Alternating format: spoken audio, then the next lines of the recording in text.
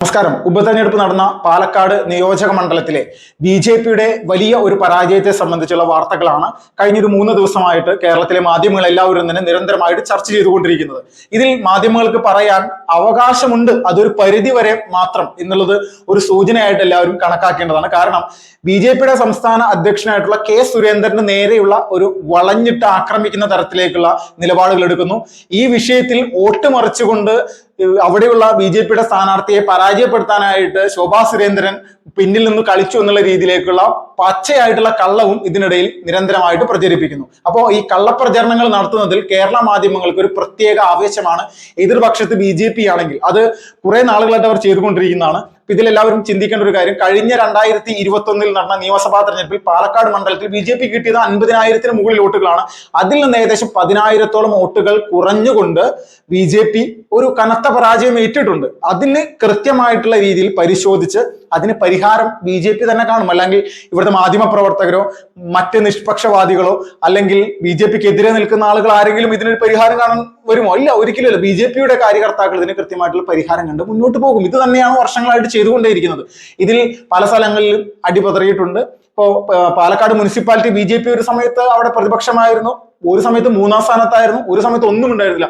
ഇതെല്ലാം ഘട്ടം ഘട്ടമായി ആദ്യം 3-ാം സ്ഥാനത്തേക്ക് എത്തുന്നു, പിന്നെ 2-ാം സ്ഥാനത്തേക്ക് എത്തുന്നു, പിന്നെ കഴിഞ്ഞൊരു 8 വർഷമായിട്ട് മുനിസിപ്പാലിറ്റിയുടെ ഭരണം അല്ലെങ്കിൽ ഭരണത്തിൽ ഇരിക്കുന്ന തരത്തിലേക്ക് 28 കൗൺസിലർമാരെ സൃഷ്ടിച്ചുകൊണ്ട് പാലക്കാട് നല്ല രീതിയിൽ തന്നെ, അത്യാവശ്യം മോശമല്ലാത്ത രീതിയിൽ തന്നെ അവിടെ ഭരണം കാഴ്ചവെച്ച് മുന്നോട്ട് പോകുന്നു. അപ്പോൾ വീഴ്ചകളിൽ നിന്ന് തന്നെയാണ് പാലക്കാട് മുനിസിപ്പാലിറ്റി ബി.ജെ.പി പിടിച്ചെടുത്തത്. അപ്പോൾ ഈ സമയത്ത് നമ്മൾ എല്ലാവരും മനസ്സിലാക്കുന്നത് 10,000-ഓളം വോട്ടുകൾ പാലക്കാട് ബി.ജെ.പിക്ക് കുറഞ്ഞതിനെ സംബന്ധിച്ചുള്ള വാർത്തകൾ വരുമ്പോൾ തൊട്ടടുത്തുള്ള മണ്ഡലമായിട്ടുള്ള ചേലക്കരയിൽ ബി.ജെ.പി ഇതുപോലെ തന്നെ ഉപതെരഞ്ഞെടുപ്പ് നേരിട്ടല്ലോ. അവിടെയാണ് നമ്മൾ ബി.ജെ.പിയുടെ ഒരു മുന്നേറ്റം ഉപതെരഞ്ഞെടുപ്പിൽ ഉണ്ടായിരിക്കുന്നത് നമ്മൾ കാണേണ്ടത്, പരിശോധിക്കേണ്ടത്. 2021 നിയമസഭാ തെരഞ്ഞെടുപ്പിൽ കേവലം 23,716 വോട്ടുകൾ മാത്രമാണ് അവിടെ ബി.ജെ.പി സ്ഥാനാർത്ഥി നേടിയത്. അപ്പൊ അതിൽ നിന്ന് ഇപ്പോ നടന്ന ഉപതെരഞ്ഞെടുപ്പിൽ 10,000-ഓളം വോട്ടുകൾ വർദ്ധിപ്പിച്ചുകൊണ്ട് ബി.ജെ.പി ശക്തമായിട്ടുള്ള ഒരു മുന്നേറ്റമാണ് ഉണ്ടാക്കിയത്. 33,608 വോട്ടുകൾ അവിടെ നേടി ഒരു കരുത്തുറ്റ ഒരു സംവിധാനത്തിലേക്ക് അവിടെ വന്നിരിക്കുന്നു. അതും നമ്മൾ മനസ്സിലാക്കണം, ചേലക്കര പോലെയുള്ള ഇടതുപക്ഷത്തിന് വലിയ സ്വാധീനമുള്ള ഒരു മണ്ഡലത്തിൽ ഇതുപോലെ 10,000 വോട്ടുകൾ കൂടി എന്ന് പറഞ്ഞു കഴിഞ്ഞാൽ അത് കോൺഗ്രസിന്റെ വോട്ടുകളല്ല, CPM എന്ന് പറയുന്ന രാഷ്ട്രീയ പ്രസ്ഥാനത്തിന്റെ അടിവേരറക്കുന്ന തരത്തിലേക്കുള്ള വോട്ടുകൾ തന്നെയാണ് ബി.ജെ.പി നേടിയെടുത്തത്. കോൺഗ്രസിന്റെ വോട്ടുകൾ ഒരു പരിധി വരെയുണ്ട്. അപ്പോൾ ചേലക്കരയിലെ ബി.ജെ.പിയുടെ പരാജയത്തെ അല്ലെങ്കിൽ പാലക്കാട്ടെ ബി.ജെ.പിയുടെ പരാജയത്തെ വലിയ രീതിയിൽ ഇങ്ങനെ സംസാരിക്കുന്ന സമയത്ത് ചേലക്കരയിലെ ബി.ജെ.പിയുടെ മിന്നും പ്രകടനത്തെ സംബന്ധിച്ച് സംസാരിക്കാനായിട്ട് ഇവിടെ ആരും വരുന്നില്ല. ചരിത്രത്തിൽ ആദ്യമായിട്ടാണ് ചേലക്കരയിൽ ഇത്രയ്ക്ക് വലിയൊരു സ്വാധീനം ബി.ജെ.പിയുടെ ഭാഗത്ത് നിന്നുള്ള ബി.ജെ.പിയുടെ പ്രവർത്തനത്തിന്റെ ഭാഗമായിട്ടുണ്ടായിരിക്കുന്നത്. അത് പുറത്തുനിന്ന് വന്നിരിക്കുന്ന വലിയ സംഘടനാ പാഠവുമുള്ള അല്ലെങ്കിൽ വലിയ രീതിയിലുള്ള ഒരു ചുമതല വഹിക്കുന്ന ഒരു സംസ്ഥാന കാര്യകർത്താവോ ജില്ലാ കാര്യകർത്താവോ അല്ല അവിടെ മത്സരിച്ചത്. ബി.ജെ.പി സ്ഥാനാർത്ഥിയെ വെറും അവിടെയുള്ളൊരു വെറും സാധാരണക്കാരനായിട്ടുള്ള ഒരു വ്യക്തി, അങ്ങനെ ഒരു വ്യക്തിയെ മത്സരിപ്പിക്കാൻ കെ ബാലകൃഷ്ണൻ എന്ന് പറയുന്ന ഒരു പഞ്ചായത്തിന്റെ വൈസ് പ്രസിഡന്റ് ആയിരുന്നു, ഇപ്പോൾ ഭരണം പോലും ഇല്ലാത്ത തിരുവില്ലാമല പഞ്ചായത്തിലെ ഒരു വാർഡ് മെമ്പറെയാണ് യഥാർത്ഥത്തിൽ അവിടെ ബി.ജെ.പി സ്ഥാനാർത്ഥിയായിട്ട് മത്സരിപ്പിച്ചത്. നമ്മൾ ചിന്തിക്കേണ്ടത്, ഇപ്പൊ സി കൃഷ്ണകുമാറിനെ മത്സരിപ്പിച്ചത് വലിയ അപകടമായി. അവിടെ മറ്റേതെങ്കിലും സ്ഥാനാർത്ഥിയെ നിർത്തിയത് കൂടുതൽ വോട്ട് കിട്ടുമായിരുന്നു. ശരിയായിരിക്കാം, ചിലപ്പോൾ അങ്ങനെ ആയിരിക്കാം, ചിലപ്പോൾ വിജയിച്ചു പോകാൻ ശരി. പക്ഷെ ഇതൊക്കെ പാർട്ടി എടുക്കുന്ന തീരുമാനമാണല്ലോ. അപ്പൊ ഇതുപോലെ തന്നെ ഒരു തീരുമാനം ചേലക്കര ഒരു മുഖവുമല്ലാത്ത ആദ്യമായിട്ടാണ് നമ്മളെല്ലാവരും കെ ബാലകൃഷ്ണൻ എന്ന് പറയുന്ന വ്യക്തിയെ സംബന്ധിച്ച് കേൾക്കുന്നതും കാണുന്നതും. തിരുവില്ലാമല പഞ്ചായത്തിലെ ജനങ്ങൾക്ക് അദ്ദേഹത്തെ അറിയും, അല്ലെങ്കിൽ ചേലക്കരയിലെ വിവിധ ഗ്രാമപഞ്ചായത്തുകൾ ആളുകൾക്ക് അറിയും എന്നുള്ളതിനുപരിയായിട്ട് ചേലക്കര എന്ന് പറയുന്ന മണ്ഡലത്തിന് പുറത്ത്, പ്രത്യേകിച്ച് തിരുവില്ലാമലക്ക് പുറത്ത് എവിടെയാണ് കെ ബാലകൃഷ്ണൻ എന്ന് പറയുന്ന ഒരു വ്യക്തിയെ നമ്മൾ എല്ലാവരും കേട്ടിട്ടുള്ളത്? എവിടെയും കേട്ടിട്ടില്ല. കേട്ടത് മുഴുവൻ തിരഞ്ഞെടുപ്പിനോട് ചേർന്ന് അവിടെ ആലത്തൂരിൽ മത്സരിച്ച പ്രൊഫസർ നമ്മുടെ ടീച്ചർ മത്സരിക്കുമെന്നുള്ള രീതിയിലേക്കുള്ള ഒരു സംസാരമായിരുന്നു ആദ്യം ഉണ്ടായിരുന്നത്. പക്ഷെ അതിൽ നിന്ന് വ്യത്യസ്തമായിട്ട് കെ ബാലകൃഷ്ണൻ എന്നുള്ള പേര് സ്ഥാനാർത്ഥി പ്രഖ്യാപനത്തിന് തൊട്ടടുത്ത ദിവസങ്ങളിലാണ് നമ്മളെല്ലാവരും കേട്ടത്, അല്ലെങ്കിൽ കേരളത്തിലെ ജനങ്ങൾ അറിഞ്ഞത്.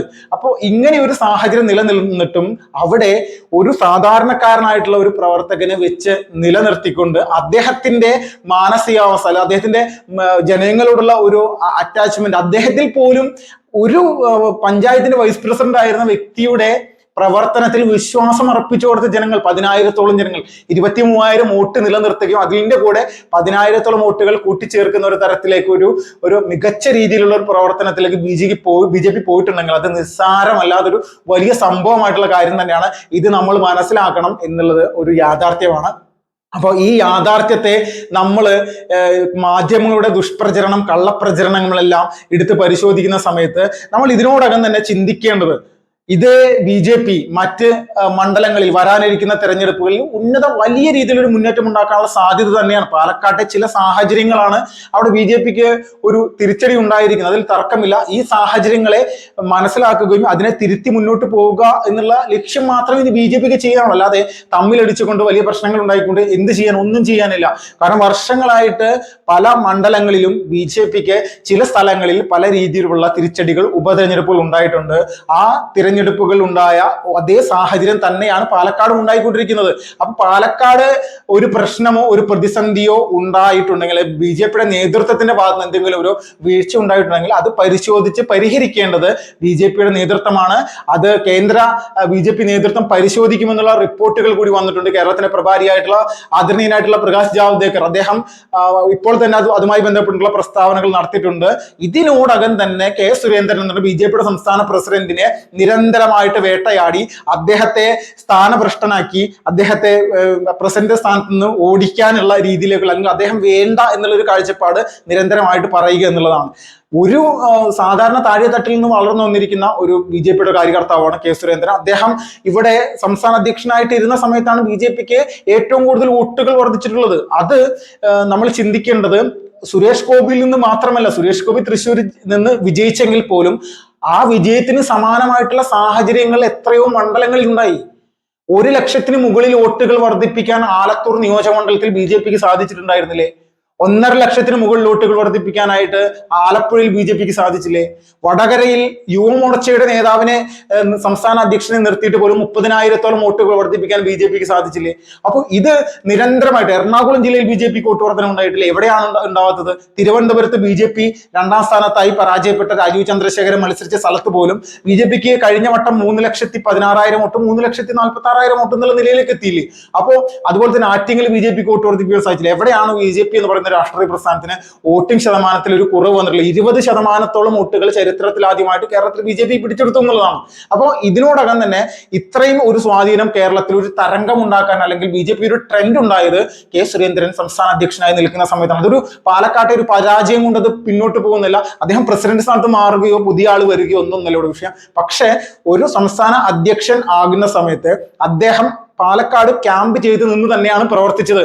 പ്രവർത്തനത്തിൽ പരാജയങ്ങൾ ഉണ്ടാവുക എന്നുള്ളത് സ്വാഭാവികമാണ്. ഇപ്പൊ നരേന്ദ്രമോദി 2ാമത്തെ ടൈമിൽ പോലും എത്രയോ നല്ല വികസന കാര്യങ്ങൾ, ഏറ്റവും കൂടുതൽ വികസന കാര്യങ്ങൾ ഉണ്ടാക്കിയത് നരേന്ദ്രമോദിയുടെ 2ാമത് അധികാരത്തിൽ വന്ന സമയത്താണ്. എത്ര നിലപാടുകൾ രാജ്യത്തിന് അനുകൂലമായിട്ടുള്ള, അല്ലെങ്കിൽ എത്രയോ വികസന പ്രവർത്തനങ്ങളോട് നടന്നു. പക്ഷെ എന്നിട്ട് പോലും ജനങ്ങളുടെ മുന്നിലേക്ക് തിരഞ്ഞെടുപ്പിനെ നേരിട്ട സമയത്ത് അത് 240 സീറ്റുകൾ 333-ൽ നിന്ന് 240-ലേക്ക് എത്തിയിട്ടുണ്ടെങ്കിൽ ഇതൊക്കെ ജനവിധിയാണ്. ഇത് വലിയ പരാജയമായിട്ട് എങ്ങനെ കാണാൻ സാധിക്കും? തൊട്ടടുത്ത് നടന്ന ഹരിയാന തെരഞ്ഞെടുപ്പിലും മഹാരാഷ്ട്ര തെരഞ്ഞെടുപ്പിലും ബി ജെ പിക്ക് ഉജ്ജ്വലമായിട്ടുള്ള വിജയം സാധ്യമാക്കാൻ കഴിഞ്ഞില്ല. അപ്പോൾ ചേലക്കരയെ മറന്നുകൊണ്ട് ചേലക്കരയെ A+ മണ്ഡലമാക്കാനായിട്ട് ബി ജെ പിക്ക് ഈ തെരഞ്ഞെടുപ്പിൽ സാധിച്ചു എന്നുള്ളതാണ് ചരിത്രപരമായിട്ടുള്ള ഒരു കാര്യം.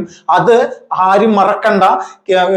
ചേലക്കരയുടെ ബാലേട്ടൻ അത് കൃത്യമായിട്ട് നിർവഹിച്ചിട്ടുണ്ട്. സാധാരണക്കാരനായിട്ടുള്ള ഒരു വ്യക്തിയെ നിർത്തിക്കൊണ്ട് അവിടെ ബി ജെ പിക്ക് ഇതുപോലൊരു മുന്നേറ്റം നടത്താൻ സാധിച്ചിട്ടുണ്ടെങ്കിൽ അത് നിസ്സാരമായിട്ടുള്ള കാര്യമല്ല, വലിയൊരു വിജയമാണ്. വരാനിരിക്കുന്ന ദിവസങ്ങൾ താമര വിരിയുന്ന കേരളത്തിന്റെ ഒരു ചരിത്രപരമായിട്ടുള്ള നിമിഷങ്ങൾ തന്നെയായിരിക്കും, ഒരു തർക്കമില്ല.